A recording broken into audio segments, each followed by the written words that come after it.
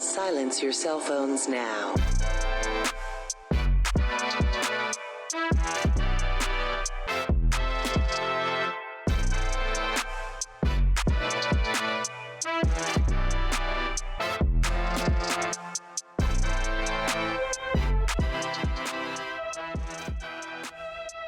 To the Little Leaguers out of Sioux Falls, Chinese Taipei, Henderson, Nevada. I'm sorry, kiddos. Your time in the sun at Williamsburg is over. Get your asses back to school because it's week 0 of college football.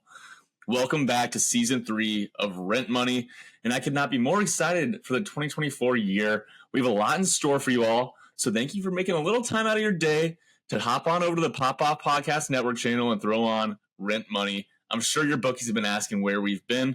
I'm Jack Turner, joined as always by the gunslinger, Old Chisholm. You might know him as the Sheriff on Action Network. I'm talking about Adam Kapsch. And what used to be a double-sided lightsaber a la Darth Maul is now a Poseidon 3-tipped trident. Will be joining us all year long, damn near full-time or as much as his sleep schedule allows it, Texas Pete. We've had TP on a handful of times, our loyal listeners may know, but we are more than excited to have him joining us as an East Coast correspondent throughout the season.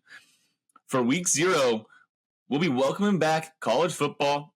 We'll do some conference run-through. If you're an average college football fan, you may be building some of your major conference takes already, but Old Chisholm's got you covered on the G5 stuff that's going to set you apart from your buddies. You know, somebody's got to make the playoffs. Old faces and new places, year-long predictions, then we'll clean it up with a little bit of week 0 pick'em. Before we get to all of that and more, we'd love to tell you all about our presenting sponsor for our episode today. Getting in early and often, one of our longest supporters, I'm talking about Vienna Beef. Over the last 125 years, Vienna Beef has proudly been a part of our culture, bringing friends together, reminding us that there is beauty in simple things. In Chicago, it isn't just a hot dog, it's a heritage. If you haven't been getting your Vienna Beef hot dog in this summer, well, do not worry because they taste even better coming off the grill on a cool, crisp Saturday before settling in for a full day of bowl. Vienna Beef, proudly serving memories since 1893. Boy, do I love Vienna Beef. And for the listeners not in Chicago area or not familiar with the dog with the most snap, do yourself a favor and order the Vienna Beef Chicago Dog Party Pack for Labor Day online. All right, let's get to it. Woo!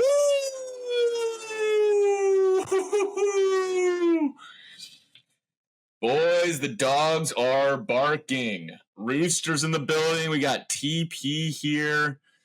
Shit, it's August and we're already in week 0. We're in for a long college football season, and I, for one, cannot be more excited. Something's been missing from my weekends, and I think we know what it is. It's good to have you, fellas. Adam, how we doing?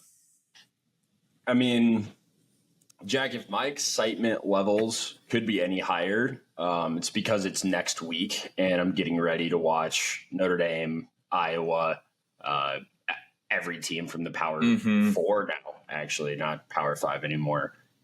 Just absolutely getting after it. We have been waiting patiently for a little over a decade for the video game. The video game came out. It's kept us entertained enough, right? We kind of we've been playing it by ear. We've been trying to figure out who the fuck some of the newer teams are. We're up to 134 teams in FBS Division 1 football, but there's some FCS teams not to be trifled with either. Not going to spend as much time on that. The muscle can only stretch so far, right? You got to stay limber and mobile. But I tell you what, Jack, in this week 0 slate, some fun numbers to look at. Yeah, right. Week 0, you're going to dip your toe before jumping into the pool. Something I could have learned over the weekend. But Texas Pete, are you ready to say goodbye to your summer? Or are you just still trying to soak up that last bit of sun? I think I am ready for the transition. It's been a long 8 months. I say it all the time, but there's 2 seasons. There's golf season and there's football season, and we're making the turnaround third. We're almost home, going into week 0. Hot and ready for it. I got the first tease of the fall weather this morning when I was walking into the office, so that got me fired up at about 7:30 in the morning. And I'm excited to see what this football season has in store for us. get a little pumpkin spice latte maybe next time you're going in to really just fully embrace it? I don't know. I went to Dunkin' last weekend, and they had the pumpkin R.I.P. spice donuts J-Lo. out. Didn't quite pull the trigger on it. I thought it was a little bit too early, so I just went with the classic assorted dozen. For sure. Well, hey, week 0, it's a little light on the games, but there's enough, I think, to keep us honest. Before we do that, let's maybe just talk a little bit about some of the conferences and some of the teams.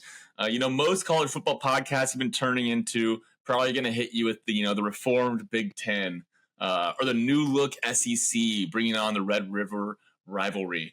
But we're going to start a little somewhere else this year. We're going to, when they zig, we zag. Adam, go ahead and introduce us to the G5 conferences, the schools that you're licking your chops for. Somebody's got to make the playoffs out of these teams, and there could be a lot of bets coming out of your end too from some of these. So let's go ahead and introduce them for us. Yeah, implication, Jack, it's not just a fun word used by Glenn Howerton from It's Always Sunny in Philadelphia. It is also something that we are looking at on a week in, week out basis when it comes to some of these no longer G5, but like a G6 Far East movement in honor of the Big East, which would be fun to have in college football. But you know what? If we can keep it for college basketball. Catholic schools only play high school football, I guess. Yeah, apparently, but they're good at it. So we'll let them ride there. But I think some of the G6 conferences, and by some of them, I mean all of them. So we are looking at the American CUSA Maction, which is, bring your lunch pail to work. You're not getting a break. You're just going to eat on the job. The Mountain West plus the Pac-2 now, I guess. Yeah. Is that included? Technically, yes. I'll dive into that here in a moment. Okay. But then also Sun Belt, Fun Belt, baby. I think Sun Belt needs to be a conference people put a little bit more respect on. Mountain West is going to get a lot of love this year because the skill players on offense are going to draw a lot of the attention away from some of the Power 5 schools that are getting dominated with some of the defensive secondary members that they'll have to go up against on a week-by-week basis. But holy fucking shit, dude. I've spent as much of my free time as I can over the past month strictly playing with G6 teams on NCAA 25, 24, whatever the fucking year is. Okay. I think the biggest thing from each conference is that when you look at the American Army is now a member, replacing SMU, who has since departed. I believe they're in the Big 12. ACC. USA. ACC. I'm sorry. Apologies. They should be in the Big 12, though. That would be electric. CUSA, we are not only welcoming a new member to the conference, we're welcoming a new member to the FBS. That is right. Kennesaw State is making headway as they get ready for not one, but two more members move in from the FCS to the FBS next year. I can't remember which two schools it is, but congratulations to them. One thing to note for the listeners, Kennesaw State is ineligible for the CUSA Kennesaw State game.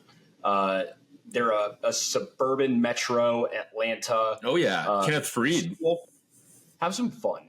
God damn it, have some fun.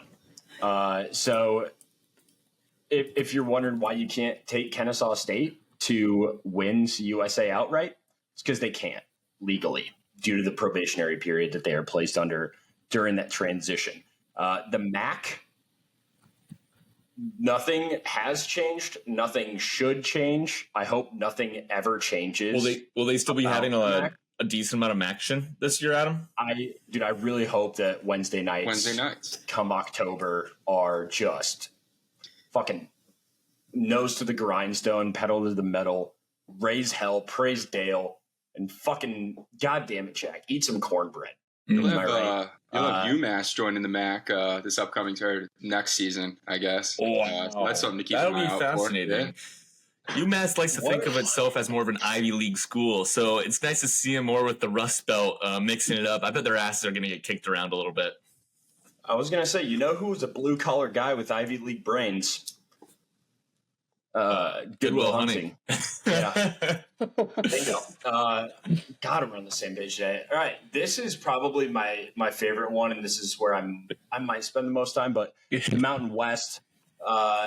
The Mountain West is what the Pac-12 thought that it was. I think that this is a more entertaining conference. I think that there is a tighter dispersion of talent across each team. I don't think one team necessarily stands out that much more than any other, which makes it super fucking competitive.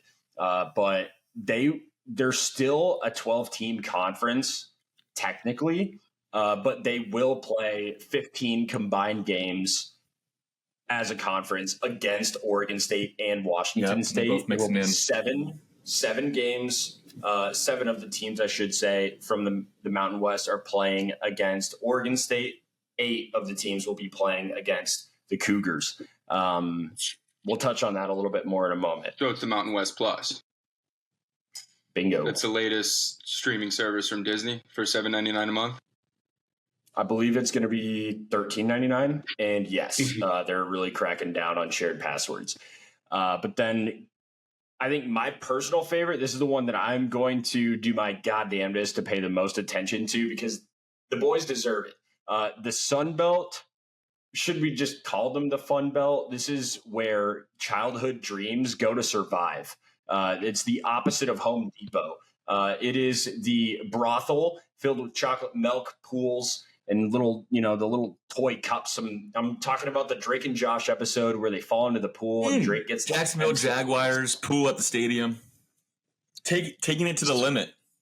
It was 5 minutes from the beach. There's a number of teams in here. Similar setup, to be honest with you, to the Mountain West, with the exception of, I would say, James Madison. James Madison is one of those schools that did join the FBS fairly recently. They're returning a good number of their starters this year.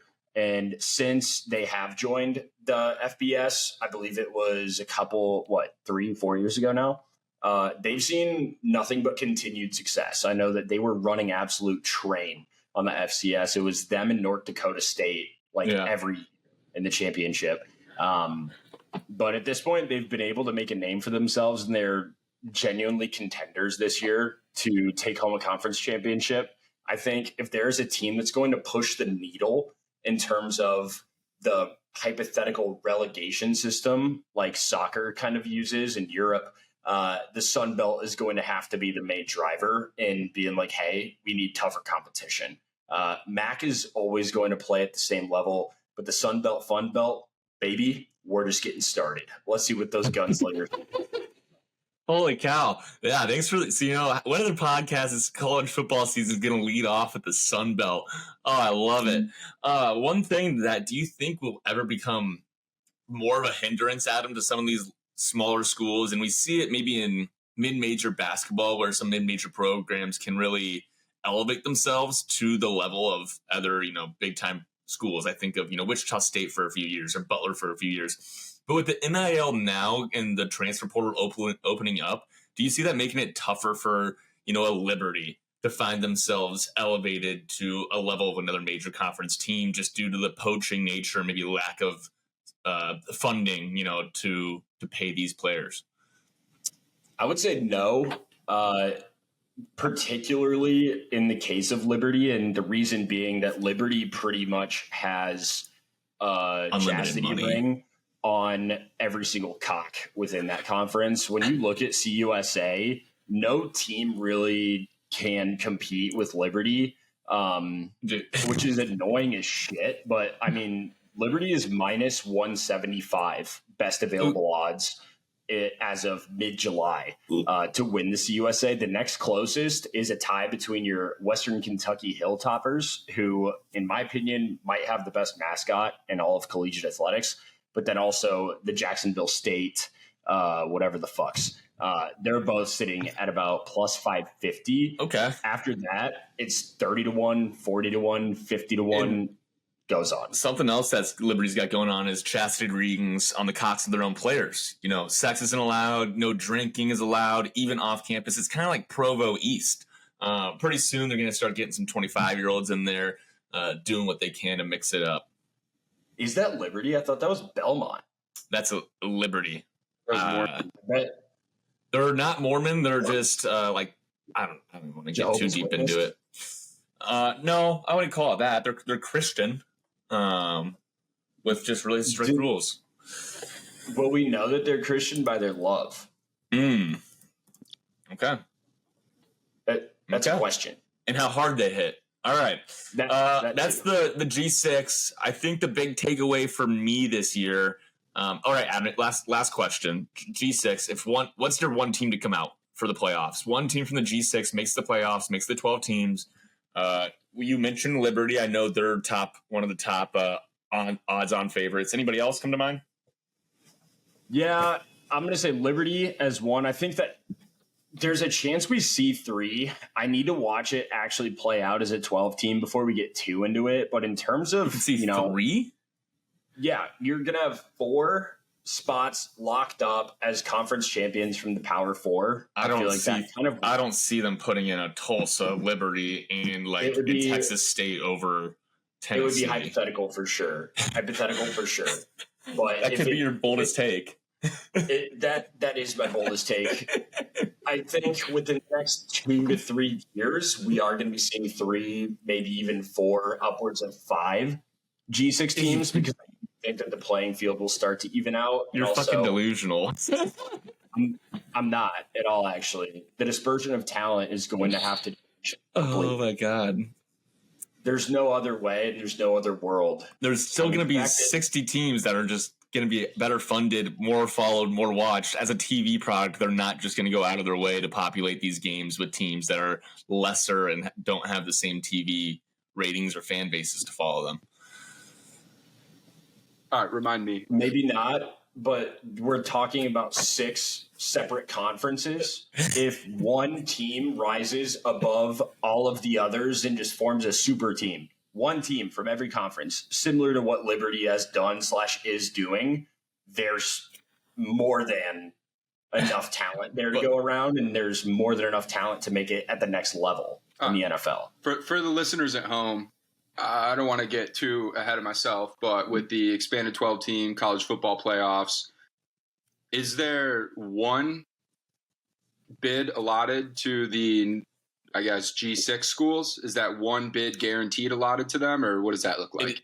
It is guaranteed, and I believe it's the highest ranked team in the last college football playoff rankings. Liberty has a cupcake schedule this year. They're probably going to run the table. They're going to be massively favored in every game. They're most favored to go undefeated throughout all FBS schools. But even with an undefeated season, there's still a chance that Liberty won't make the playoffs. Just if, let's say, like a Tulsa jumps up out of the Sun Belt, right, Kapsch? And they're going to play a tougher schedule. They're going to have some non-conference games. They beat K-State last year on the road. Tulsa's a great team. So if that one of those teams, maybe Boise State out of the Mountain West, has a really good season, 1 or 2 loss, you could see them reward those teams for playing within more of a difficult conference. Liberty doesn't play a single Power 4 conference team this year, and their conference is pretty shitty. Yeah, if you look at Liberty's schedule, they have one game below 80%, where the implied win probability is lower than that number, and it's at Appalachian State, where that game is currently listed as a 50-50 ball game. That one's going to be a toss-up. Everything else is New Mexico State, 92%, UTEP, 96%. The list goes on. Liberty's going to run away with the CUSA. I would say let's say one other team, right? Because we're doing it's a 5+7 model. I think that's worth expanding on as well. There will be 5 conference champions that get auto bid based on the national ranking in that order. So Notre Dame is probably never going to get a first round bye unless they had a really good strength of schedule and went undefeated more than, or did it more impressively, non-conference champion though, the Power 4, but they don't have a conference, and so I think you're gonna have to see things get shaked up for the boys known as the Golden Domers. over the next few years. But one school other than Liberty, I'm gonna put my nutsack on the line. Okay. Wow, it seems like Boise State. I like it. Broncos. Love it. All right, let's land this G6 and get out of here. Boise State's Adam's pick. Appreciate the insights. I'm feeling a lot more I don't know. I got my sea legs under me now. Now let's talk about some of the big boys, some of the big conferences. We know conference realignment has dominated college football discussion these last few years, along with the NIL. We got some big names moving conferences, the likes of Texas and Oklahoma going to the SEC, all the Pac-12 schools moving. Oregon, USC are notable in the Big Ten. What are your guys' just like biggest predictions or thoughts about how is this transition going to go for some of these teams, or what are you most excited for, like, or maybe not excited about as you kind of look at this new landscape in college football? Well, the first thing that comes to mind, and it hits a little bit too close to home, is you got those big name legacy college football programs joining the Big Ten. And along with that goes the division alignment in the Big Ten as well. So there's no longer Big Ten East and West. It's just going to take the top two football programs and put them in the Big Ten championship game. That really stinks if you're a former Big Ten Wester like the three of us are here. So I think more often than not, you're going to see the Ohio State-Oregon matchup. You're going to see, in a good year, Washington-Ohio State or Ohio State-Michigan running it back-to-back weeks after Week 12 going into the Big Ten championship game. So I'm not thrilled about that, although I do like the colors that we're going to be seeing through these matchups. You got the scarlet and gray versus Oregon, whatever color they're going to be throwing out there for their uniforms. I think it's going to be a real great matchup when you see these teams play more consistently for the first time. And along, you're going to see teams that, don't belong together in the same sentence. That's going to be like Minnesota lining up against like Oregon and stuff like that. So it seems like an NCAA matchup or NCAA football game matchup. Right. But other than that, I mean, it's going to take some time to get used to. I definitely won't really believe it until I see it on TV. But yeah, I mean, I'm absolutely stoked for it. I mean, that's just any new college football. Just give me it all. Right. It's going to be a lot of blockbuster matchups. But then there's also going to be UCLA versus Maryland. You got to think Maryland, Rutgers. They had the new kids on the block for 10 years. Now they're just chopped liver. Everybody's excited about the shiny new toy. The new girls at school. That's kind of how it feels with the teams coming in. It'll be exciting to see how they adapt from a play style. Texas, for example, I think if they moved over to the SEC 3 or 4 years ago, could have been in trouble. They've really bulked up that offensive line under Sark, and it became a lot more physical of a team. And so I don't think I see them struggling maybe as much with that adjustment. Oklahoma's always played kind of physical, tough brand of football. Meanwhile, the SEC has spaced it out and spread it out more in the more recent years. Like it's more of a track race than it's ever been in the SEC and not as defensive oriented. I am excited to see how USC and Lincoln Riley adjust to playing Big Ten football. I think that will be very fascinating to watch. Lincoln Riley, even without Caleb Williams, he's basically rostered teams that are top 5 in offense every year, no matter what. You rarely see a Big Ten team land in top 5 in offense at the end of the season. So I'll be interested to see that. Like, hey, are you going to be able to adjust? Are these defenses that we look at the Big Ten that we think are super stellar is just because they're playing against a brand of football that, 3 yards and a pile of dust. And so it kind of elevates everybody defensively. So I'm excited to see the contrast of some of these styles as they come together.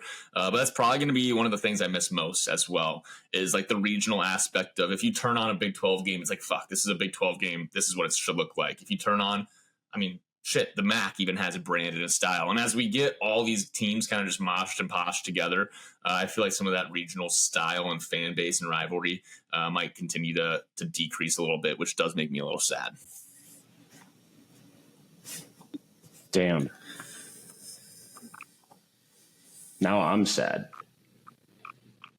Any other kind of just quick thoughts on some of the conference stuff, Adam, or do you want to move on to new places and old faces, new places?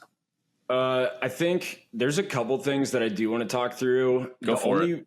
I was going to say, I think the most important thing about week 0 is that we're only really seeing one Power 4 conference play, and that would be the ACC. Mm-hmm. So we'll save the other 3 because there is so much to unpack in those 3 for next week. I do want to go ahead and just walk through like the favorite from each of the other G6 as well as the ACC. I don't need to really give any speculation. Are you trying to go back on? Are you trying to take off again? Are you trying to get liftoff again in the G6? I thought we were running out of. I thought we were running out of gas in the tank. It looks like it's filled, buddy. All right, take it off, Captain. Go through the favorites. The floor is yours. So I won't do what I want to do, which is go through every single conference's major takeaways from the offseason when it comes to the transfer portal, recruiting, returning starters in production.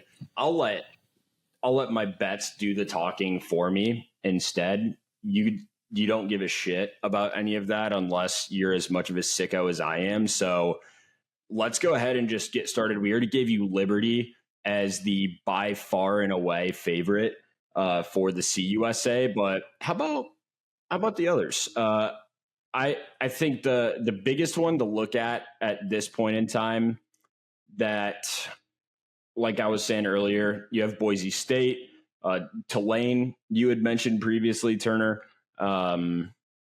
If we talk about Liberty anymore, I'm actually going to be depressed. So we're going to avoid doing that from here on out. But no notes. New news. I'm going to go ahead and say for the MAC, would you, Turner, I'll let you make this call, actually. I'm on the edge of my seat. 50-50. Toledo or Miami, Ohio? Fuck, dude. Got to go Big Ben. Faltz? Yeah, give me Miami, Ohio out of the MAC. I mean, I can't wait to tune in on the local or the Wednesday evenings. So we got MAC and CUSA locked up. Did you lock in Boise State and Tulane, or were those just frequent flyer miles? Those are frequent flyer miles. We got a pretty fat discount on that one. I don't know why it's not scrolling on me right now. Then who do you want to fly with, Adam?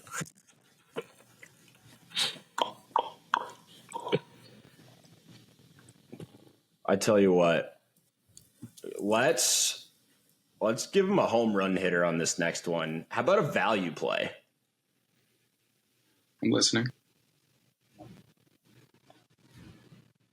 The Mountain West. Mountain West Plus. Yeah. Mountain West Plus. There you go. I know I already said Boise State. By the way, they're plus 140. Best available odds. Conference winners outright.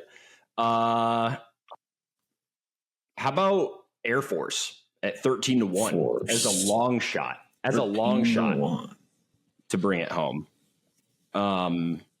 A smarter play would probably be Fresno State at plus 375. They're the projected runner-ups, but fuck it. Have some pride in your country and the people that will be fighting every war that our country will ever be in for the rest of our lives. Thank you to Drone Warfare. They'll be sponsoring next week's episode.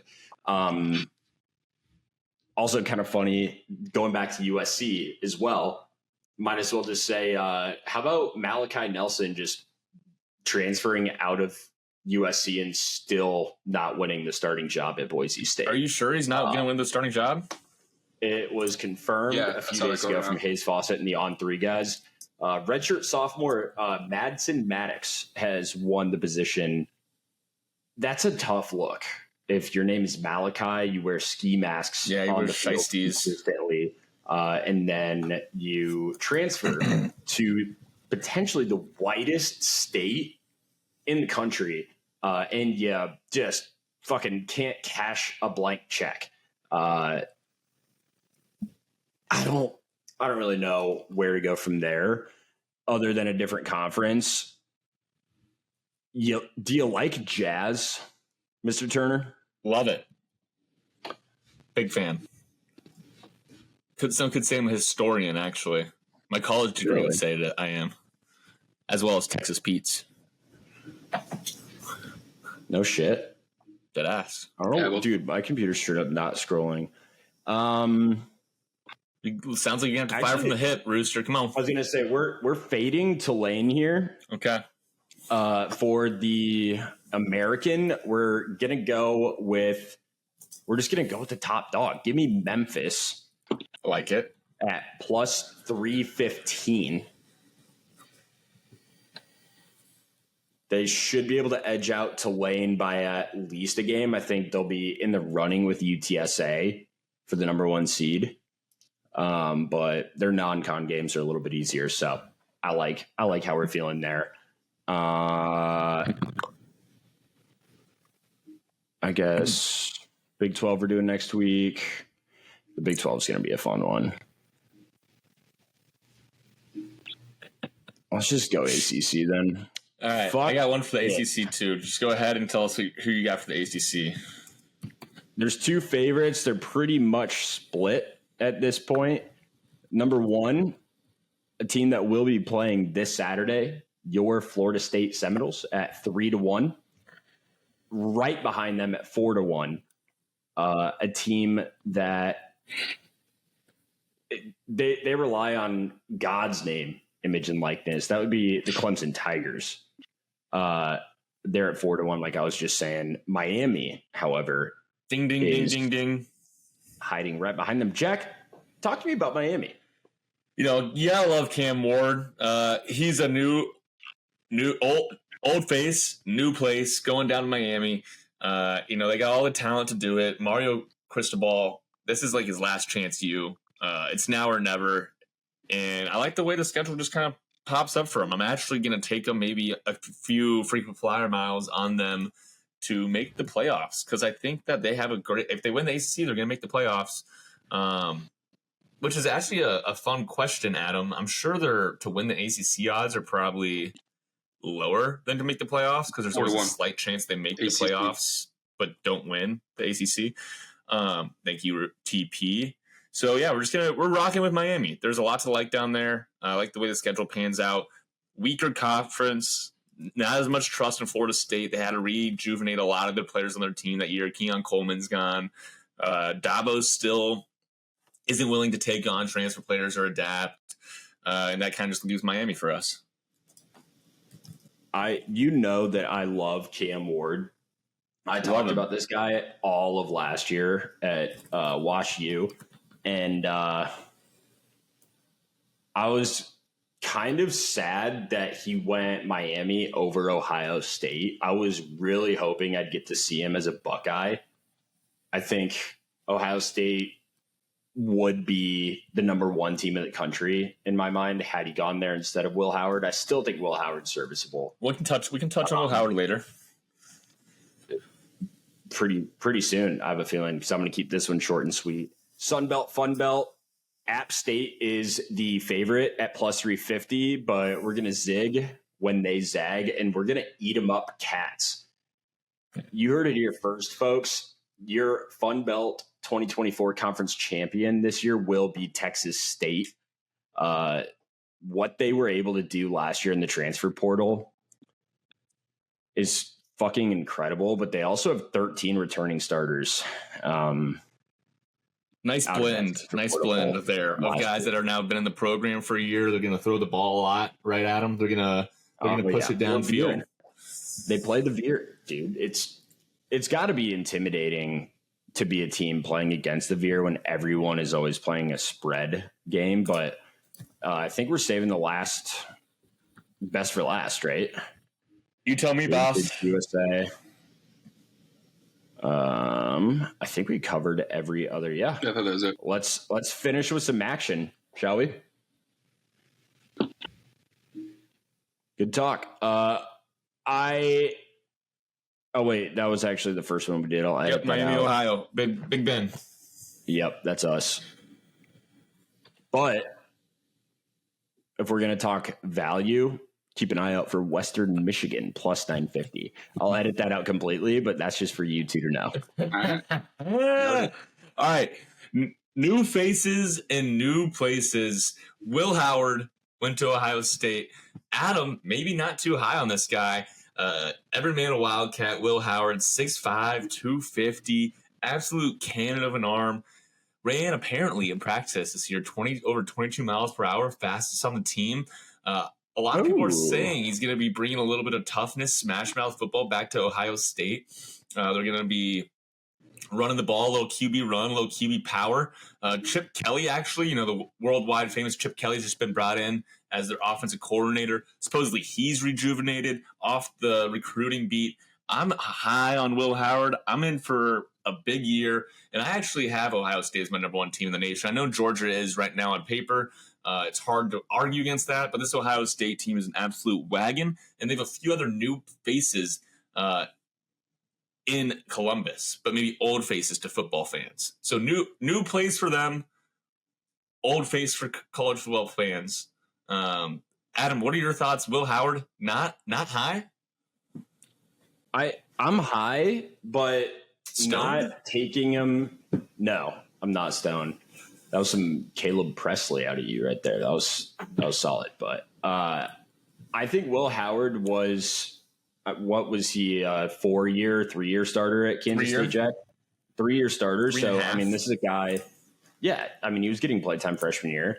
You're putting him now in a different conference, a significantly more difficult one at that. Number 2, new scheme, new coaching, new players, new environment completely.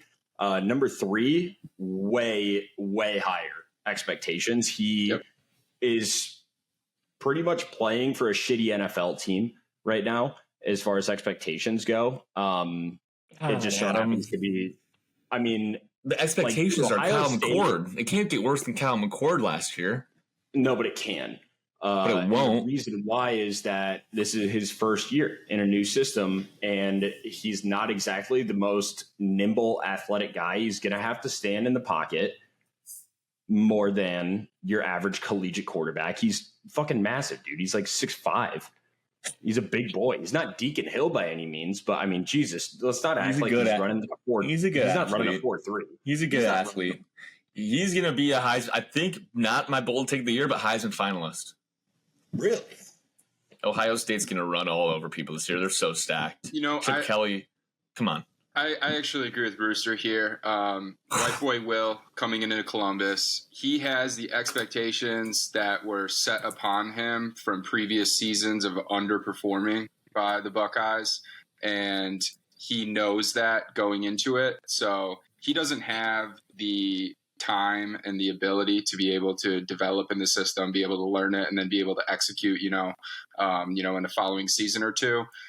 This team and this roster is a favorite to not only win the Big Ten, but also, make some noise in the college football playoffs. And I think there's, some other factors playing into that as well. That's Ohio State getting there, making the college football playoff semifinals. That's losing to Michigan 3 years in a row. They know they need to make some noise and they need to do it now. Will he be able to step up to the pressure and actually execute with that team? Because on the defensive side of the ball, the Buckeyes, that's as sound as it's going to get. Stacked again too. So there's really no questions on the defensive side of the ball. So it's going to be all the arrows are pointing to him and his offense. So I don't know. I didn't really watch him too much at K-State, just when they would be playing, in some big games. But I'm sure JT would be able to Big 12 champion. Add a little. Won a Big 12 championship at K-State. Add a little color on that there. I will say, let's put a little wager, something on this. Do you think he'll throw for over 3,000 yards and 30 touchdowns?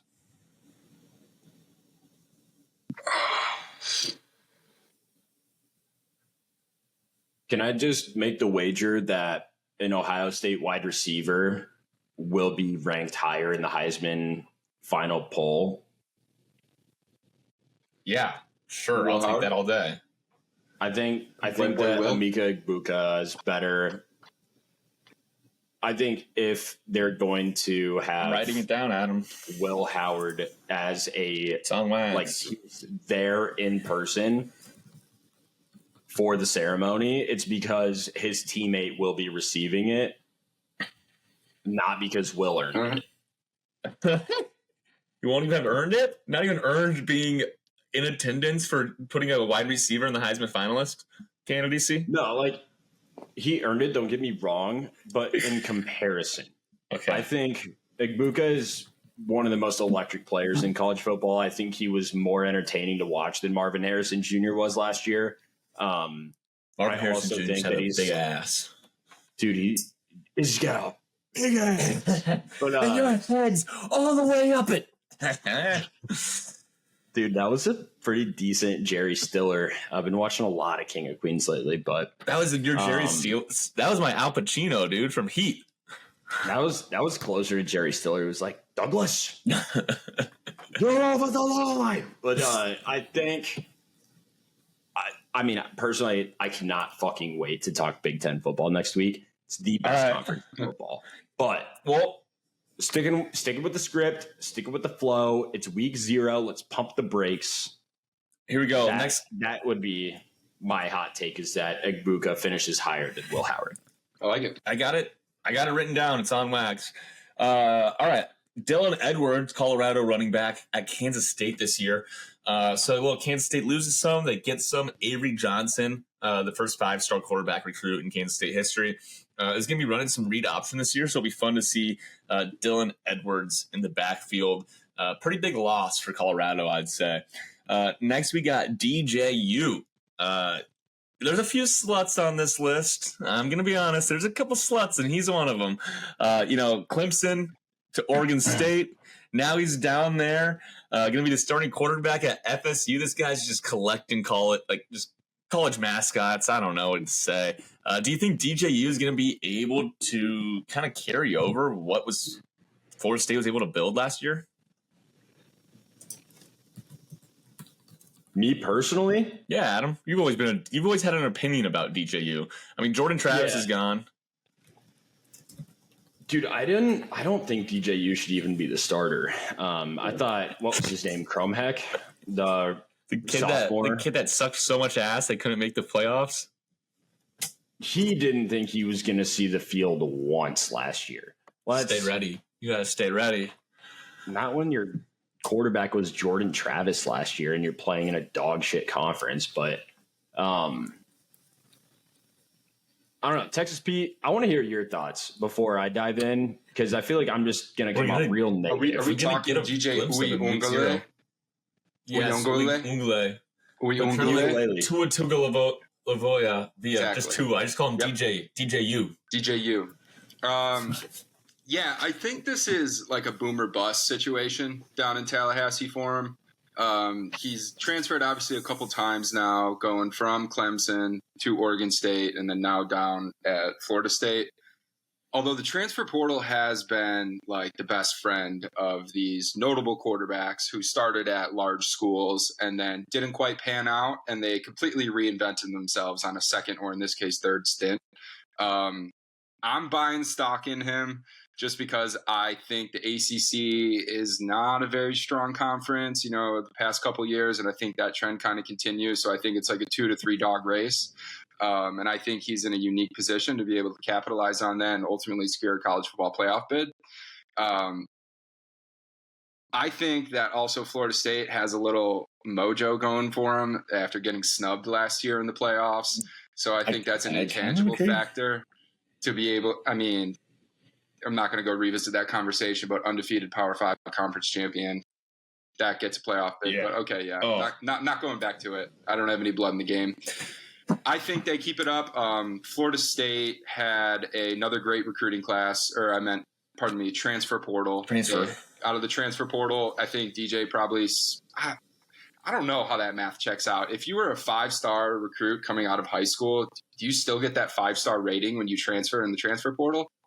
So is this all juiced up? Because they were number 7 in the transfer portal class. Florida State is. I mean, I think when you get a big name quarterback that's going to be your starting QB right away, it's going to be beef in your – yeah. I mean, you might get a couple backup cornerbacks or somebody that you might see, hey, maybe this guy's going to develop. But plug-and-play starter at the most important position on the field, that's going to help your rankings a lot. I'm not – how you guys were talking about Will Howard is how I would talk about DJU. This guy – hasn't never thrown for more than 3,000 yards or 22 touchdowns in a season. He's just not a great thrower of the football. So Florida State's going to have to rely on their defense, kind of like they did in the end of last year. He is a good athlete. We'll see if they can find a way to get him to use his legs even more. He did run for over 500 yards one year at Clemson. He reminds me of like a less tragic Tyler Buckner. If you guys remember the dumpster fire of a scenario that was, starter for Notre Dame at quarterback, goes with Tommy Rees last year to Alabama. Obviously lost out to loses that job to Milroe, transfers back to Notre Dame this year as a good segue, walk-on wide receiver and lacrosse player. He's a national champion, baby. Fun fact, he has better odds of winning a national championship in my mind than ukulele, and it's because of DJ. I think Turner, yes. I think Will Howard, I would put him above DJ. You've seen DJ absolutely shit the bed. I mean, just spread cheeks and shit the bed in some of the biggest moments when Clemson was ranked number 1. For instance, Trevor Lawrence hurt for a game. They're at Notre Dame Stadium. You're sensing a trend here, I'm guessing. But what happens? He doesn't perform. They lose that ball game. I think you're going to continue to see that.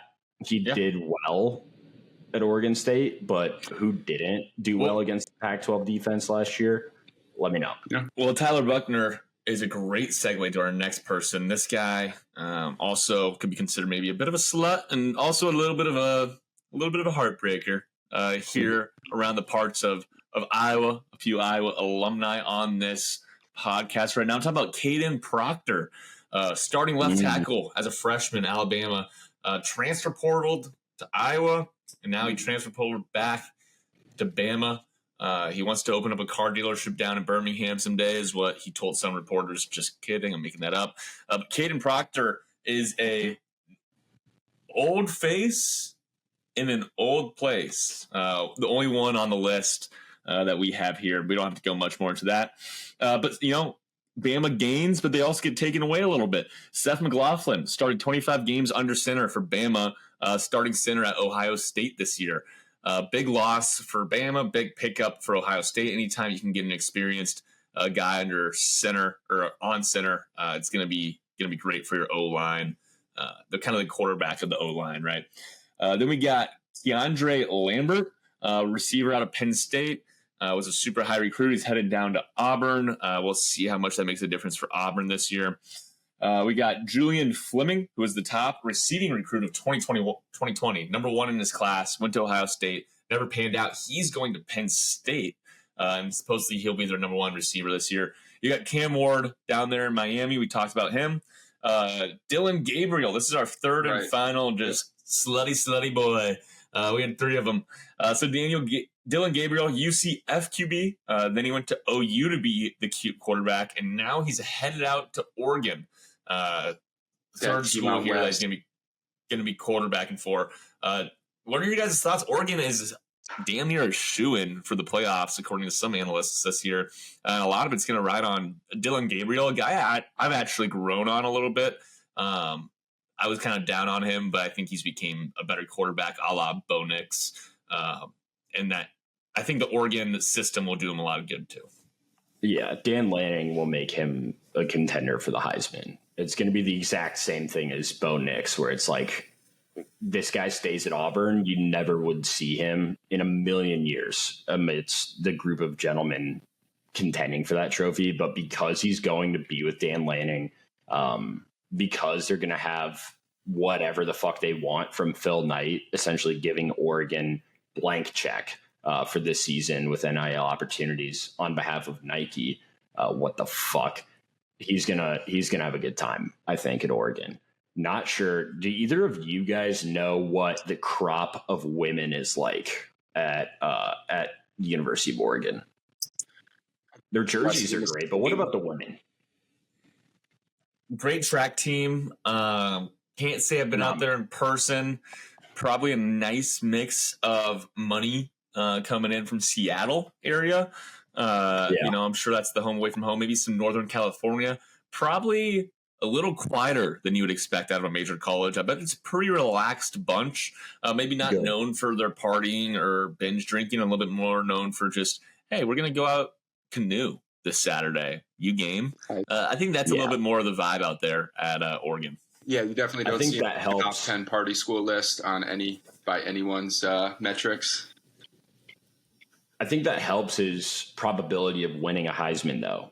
Pair that with Dan Lanning, less distractions off the field, able to focus better. But the other person I would say will be a huge contributor to Dylan Gabriel's success this year is actually his fellow transfer wide receiver, Evan Stewart, out of Texas A&M. This guy, I've been watching him for Adam, would you describe Evan Stewart as a slut? Is he one of the guys on the list? Yeah. Okay. I would. He was like, I mean, he was the poster child of Texas A&M offense. Connor Weigman was going to feed him like a goddamn hungry hippo. The dude was a true sophomore last year. Had incredible production freshman and sophomore years. Was listed as the 4th overall transfer portal recruit behind Caleb Downs, Walter Nolan, who I'm also excited about, and was also a Texas A&M departure. But then Julian Sayin was number 3. He's a true freshman quarterback that went from Bama to Ohio State. We'll probably see him next year. So I kind of count him out. So we'll call Evan Stewart the 4th best. Caden Proctor, however, I did want to double click into him briefly as the 5th ranked prospect to enter the transfer portal. He did it twice, if I'm not mistaken, in one offseason. We transferred out and then we transferred again. Some of the rumors. I think this is a good opportunity to go back to the G6. I think CUSA. No, I wanted to go through. I was able to find a Reddit thread actually that allowed me to get around this paywall that 247 Sports wanted me to go after. If it's supposed to be 24/7, they need to put a slash or something in there. It's just terrible brand. I've never realized that. I always thought it was 247. Is that an area code? Yeah, I'm calling it 247. I think it's 24/7. What does ESPN stand for, why. Adam? It's the International Wide Web. And then I know. Caden Proctor, though, talking about why he left Bama for Iowa and then why he returned to Bama, a quote, different person. Ready? I read this He shit. left Bama against his parents' wishes. Number one, his parents wanted him to stay in Alabama. And then when he gets to Iowa, he was unable to find a tutor. And he was 2 weeks behind in school. To top all of that off, he wasn't a big fan of the training staff. And then there was some, quote, weird NIL language in the Iowa deal. And I guess after Bama hired DeBoer, he kind of swayed him almost immediately because he loved his laid-back style. Who the fuck's more laid-back than Kirk? But that is, ladies and gentlemen, that is the most I gained a chromosome this offseason quote I think that you're probably going to see. And that includes the 19 arrests all within the one city that is Athens, Georgia. I don't even know what the population is, but Jesus fucking Christ, Kirby, take your players' car keys away. We're begging you. Last two I have listed. Adam, I don't want to comment on this one. We'll get into it as the season goes on. Riley Leonard from Notre Dame from Duke, and Isaiah Bond. This was a big one. This was Bama's leading receiver in receptions last year, going to Texas.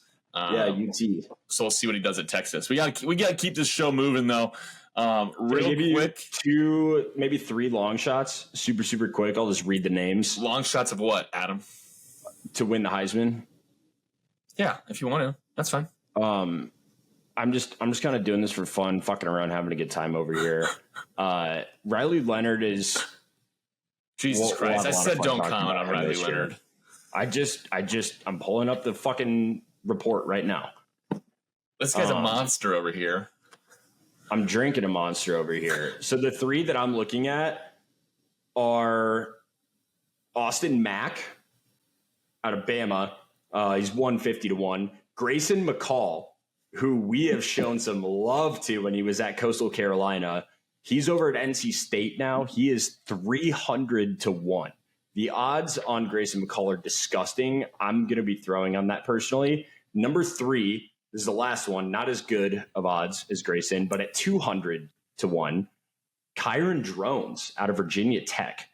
That boy can run. He's going to be a fun dual threat this year. ACC. I like that. Write those down. Send them my way.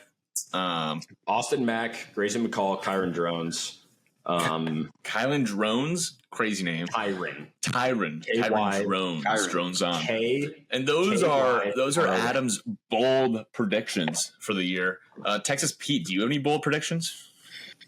Not off the top of my head right now. Like I said, I still need to dip my toe into college football. I won't believe it until I really see it. And I'll probably fire a few from the hip after I see a week 1 performance of stomping a non-Power 5 school. So that's where we're gonna play it by ear. Okay. One of my boldest predictions is Steven Sarkisian, that's right, the head coach of the University of Texas, will have a run-in with the law or boosters due to a drinking problem. It might disrupt the 2024 season. That's my boldest prediction. Oh, okay. tradition unlike any other. It's going to happen again one of these years, Adam. All right. Let's see. Should we just get into our games here and wrap this sucker up? Let's go week 0. Adam, verbal sign off. Shall we? Gentlemen. All right. Do you want to start with the marquee game of the week? Yeah. Which would be down Florida versus Georgia State. I love that they give the people of Ireland a little taste. Out of all the European countries, I feel like Ireland is the one that could get most into college football. I think it was 2 years ago now. We had Nebraska and Northwestern were out there back when Big Ten was doing some of those weird week 1 games. And then week 0 games. And then we also, I think coming up, we're going to have an Iowa State, Kansas State one there. But I'm pretty excited for it. Currently on the Northwestern Nebraska game was when Nebraska was up by like 10 and kicked an onside kick and pretty much gave the game to Northwestern. Am I right? That was the Dublin game. Yeah. Dude, wow.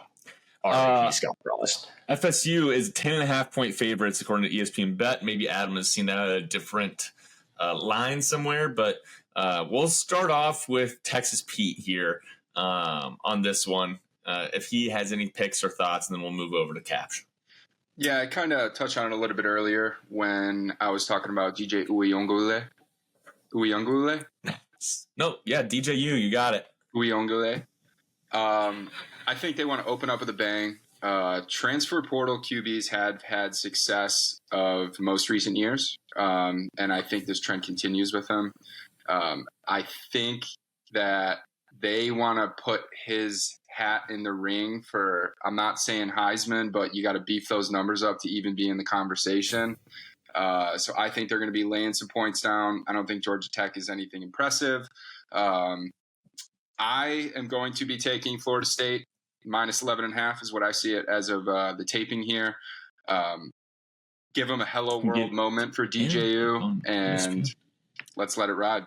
FSU minus. I have a lot of the same thinking. Texas, just a big time stun on them game, right? A game they've probably been chomping at the bit. Had circles. The guys that are returning to the team. I know there's not a ton, but the coaches damn well have it circled too. Yeah. Especially how the bowl game went last year as well, where pretty much their whole roster was gone and they more or less got embarrassed out there by Georgia, I believe. So they're ready to go out and they want to get theirs back. And there's nothing that I'm reading, at least that on my little prep sheet, that indicated, hey, Georgia Tech might make a run in this game. But Rooster might be seeing it differently. He's probably got a little bit more muscle.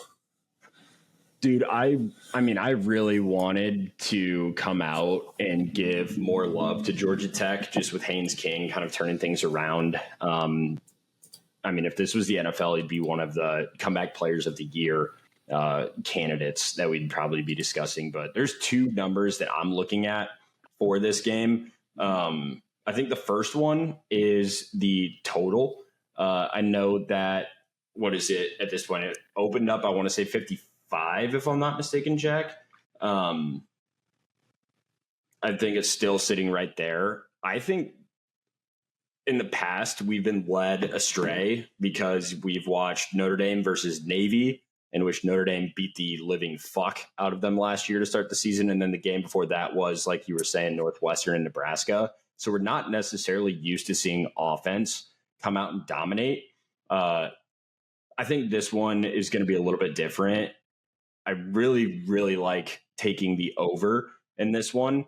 This could touch potentially the 70s, depending on weather conditions. I think a lot of that is reliant on the fact that Haynes King comes out and is yucking the ball. But then also on top of that, that Ukulele has 1, maybe 2 turnovers on top of 3 to 4 touchdowns. We're looking at a potential Jameis Winston 2.0 scenario down in Tallahassee again this year. So get ready for that. I just wish that this guy had the same affinity for prayer and crab legs. We'll get to that later, though. Love it. All right, should we go to game 2? This is a fun one. I think Hawaii has had a lot of these early games here. But we got Hawaii as 38.5 point favorites of DLS. Hawaii. DLS, can you, for the fans listening at home, can you tell us what DLS is? Don't lose yourself. Don't lose yourself. That's exactly right. We're talking Delaware State here, folks. Hell of a travel day. These are the Dovers. Did Joe Flacco go there? Is that Joe Flacco transferred there? Correct. Did he? A little history. Was it the other Delaware school? No, it was Delaware State. I don't know. While we're on it, Kenneth Reed did not go to Kennesaw State either. He went to Morehead State. I've been holding on to that one. I could have sworn. Shout out to Arthur Sells, baby. God, I was making office talk. I was like, did he go there? Did he go to Delaware State, or was it just Delaware? I'm not quite too privy in the it was Delaware, not State. Okay, dang. But originally, You want to know on the air. Stolen Valor. But where did he commit and play for his freshman year? Rhode Island. Trivia. False. Ooh, is it Northeast? Yeah. I'm gonna say BC. Better team, better program. Pittsburgh. Dang, Let's nice. fucking go. He did not fare well there. Pittsburgh kind of program? Northeast, but yeah, I would give it to you for sure. Yeah. Yeah, dude. Pittsburgh has produced like some stupid good talent. Some good players. They've fallen the fuck off under who is it, Narduzzi out there, but they're one coaching change away from being able to try and compete in the ACC again. He's just got the Flutie run and the Matt Ryan run, and both of them were electric. And the red bandana game. Let's start circling that. Never now. forget.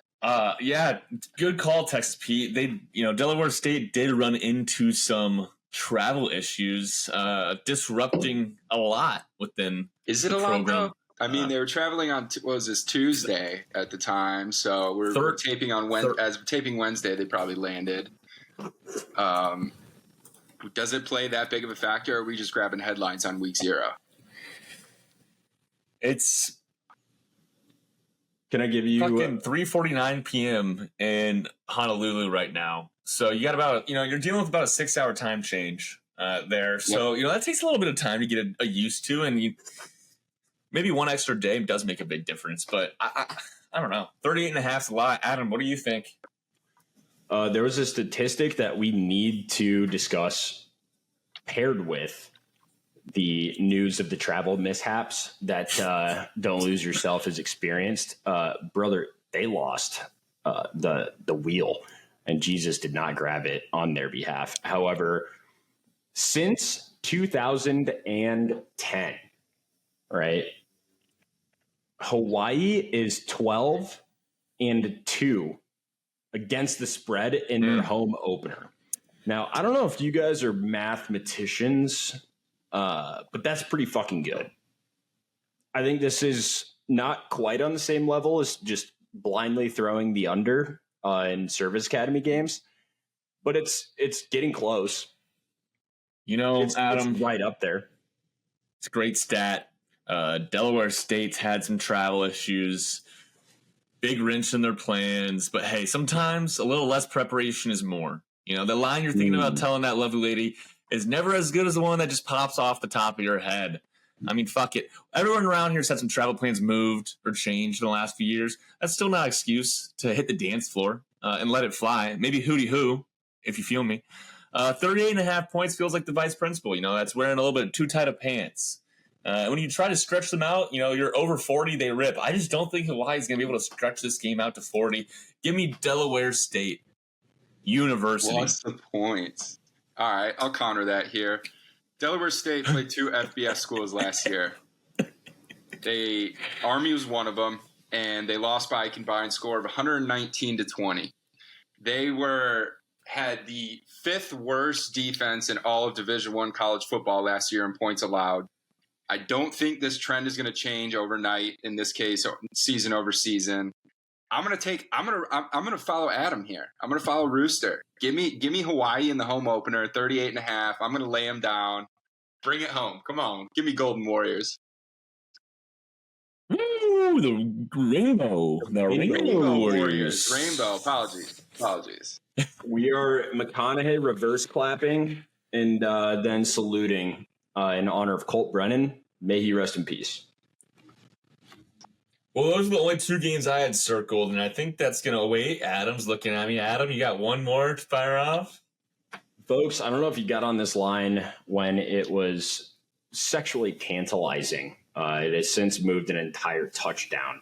But we're still going to take it. We still like it, and I'm still going to suggest it. Montana State is going into Albuquerque and taking on the Lobos of New Mexico.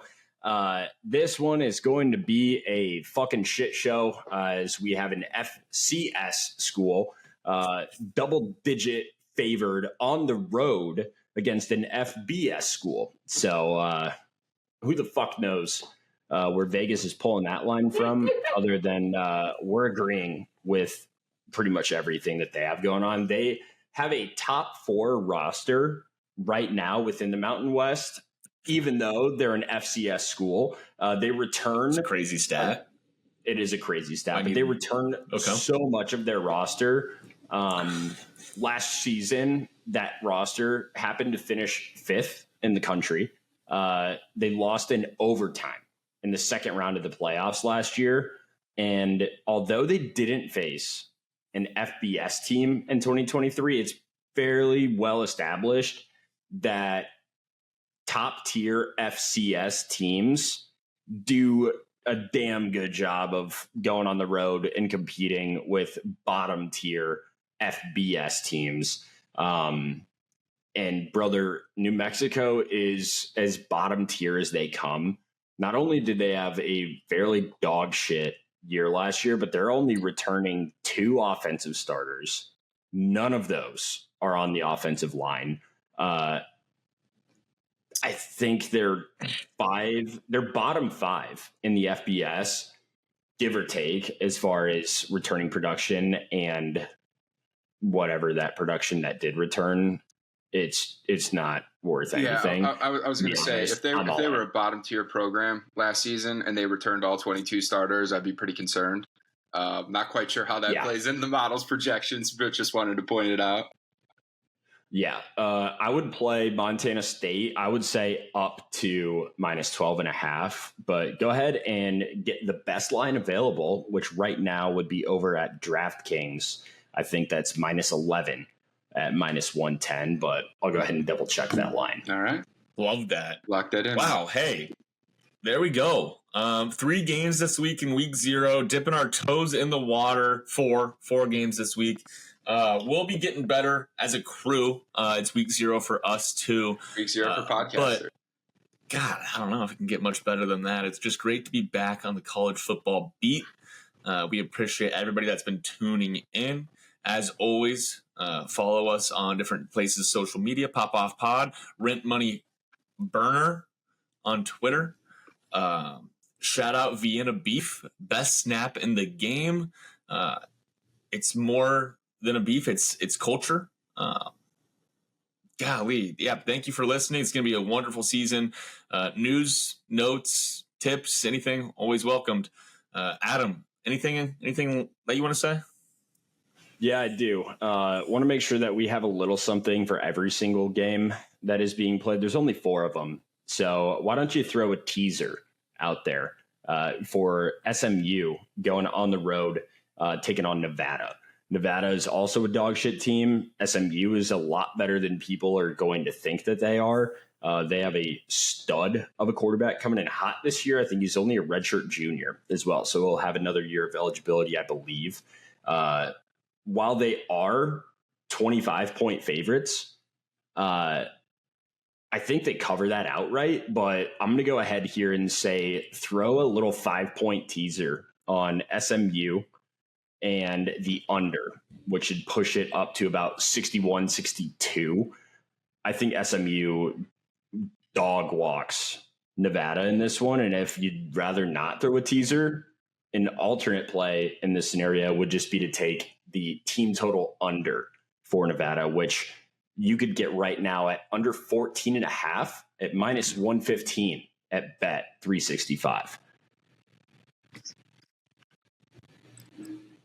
Love it. That was fun. Let's go ahead and tie a fucking bow on this thing here, folks. It's week 0. This is a rough draft pod, if you've ever listened to one.